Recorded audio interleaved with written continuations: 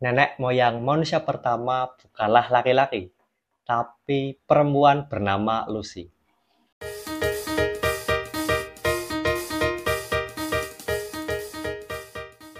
Alkisah ada seorang anak kecil yang sudah dididik secara agamis. Berbagai pelajaran agama sudah ia pelajari dan ia pahami. Dari umur 5 tahun sampai ia memasuki sekolah dasar.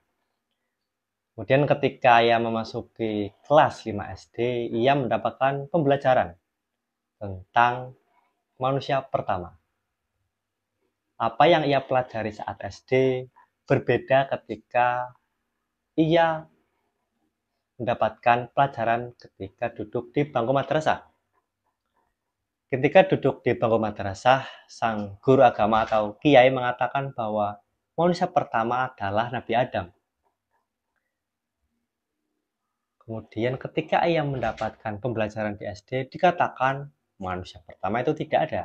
Yang ada hanyalah evolusi manusia dari sosok yang dianggap kera.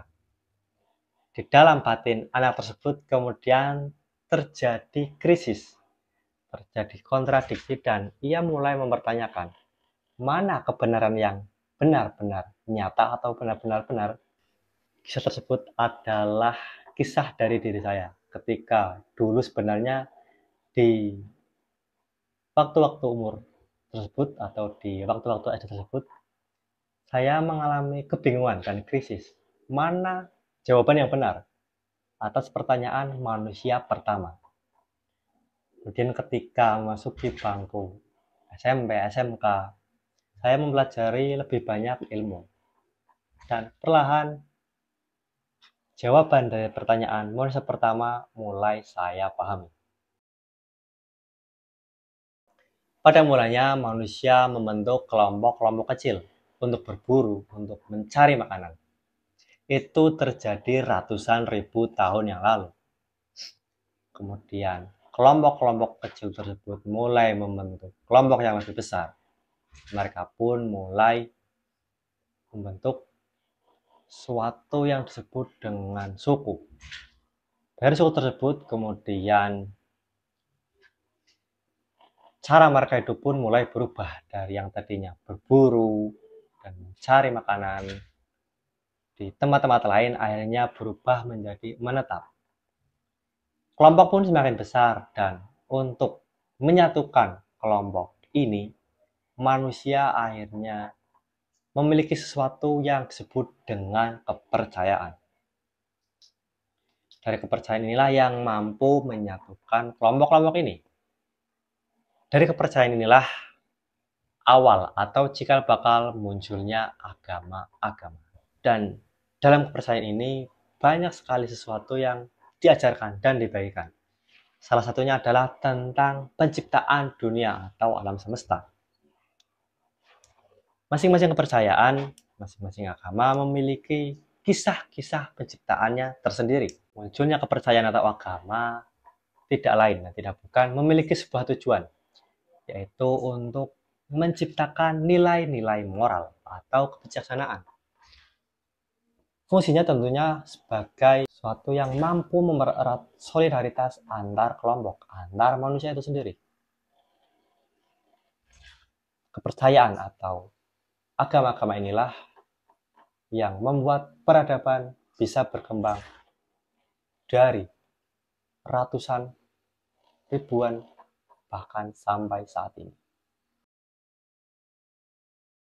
Dari pertanyaan yang dulu saya ajukan saja sebenarnya sudah salah, karena pertanyaan tersebut berada dalam dua ranah yang berbeda, yaitu ranah kepercayaan dan ranah sains. Saya yang dulu mempertanyakan Nabi Adam itu berada di ranah kepercayaan, sementara manusia purba berada di ranah sains. Keduanya merupakan kebenaran di masing-masing ranah, sehingga tidak akan menemukan titik temu kecuali sesuatu yang mungkin dianggap sebagai cocok logi ataupun kebijaksanaan di antara keduanya. Dalam sebuah kepercayaan atau teologis, kita tidak membutuhkan validasi atas kebenaran-kebenaran yang ada. Yang kita butuhkan adalah kemampuan untuk memahami pesan dari kisah-kisah yang ada dalam setiap agama atau kepercayaan. Berbeda. Justru ketika kita berhadapan dengan sains, kita harus meragukannya, kita harus mempertanyakannya. Sampai kita menemukan jawaban yang benar-benar valid. Sains berlandaskan pada sesuatu yang pasti, tetap dan tidak berubah. Itulah pengetahuan sains. Dan dalam salah satu cabang sains disebut sebagai biologi. Sains yang mempelajari tentang makhluk hidup. Dalam biologi juga ada sebuah ilmu yang disebut dengan taksonomi, yaitu ilmu yang mempelajari atau mengklasifikasikan setiap makhluk hidup. Dalam ilmu taksonomi, manusia masuk dalam genus primata, yaitu kelompok yang sama dengan gorila, kera, pan, bonobo, dan sejenisnya. Dari sinilah akhirnya Charles Darwin mengkonsepsikan teori yang terkenal, yaitu teori evolusi, yang sebenarnya tidak mengatakan bahwa manusia berasal dari kera. Namun, manusia dan kera memiliki nenek moyang yang sama ketika kita merunutnya dari pohon evolusi. Dalam teori evolusi, manusia yang saat ini ada disebut sebagai Homo sapiens, berasal dari genus primata yang hidup sekitar 3,4 juta tahun yang lalu, bernama Pithecanthropus afarensis. Fosil Pithecanthropus afarensis terlengkap ditemukan di Ethiopia yang diberi nama Lucy. Penemuan fosil ini kemudian mungkin menginspirasi munculnya film yang sama. Film yang menceritakan ketika manusia menggunakan pikirannya 100%, ia bisa memanipulasi ruang, waktu, materi, bahkan bisa menjadi sosok Tuhan. Film ini sebenarnya menceritakan ketika manusia menggunakan pikirannya, menggunakan otaknya, ia bisa menjadi sesuatu yang ia inginkan. Kembali ke Lucy atau Pithecanthropus afarensis, dari genus primata Pithecanthropus afarensis sampai ke Homo sapiens atau manusia modern saat ini memiliki rantai yang sangat panjang, ratusan bahkan mungkin ribuan spesies yang lain. Jadi tidak bisa dikatakan bahwa serta-merta manusia berasal dari kera.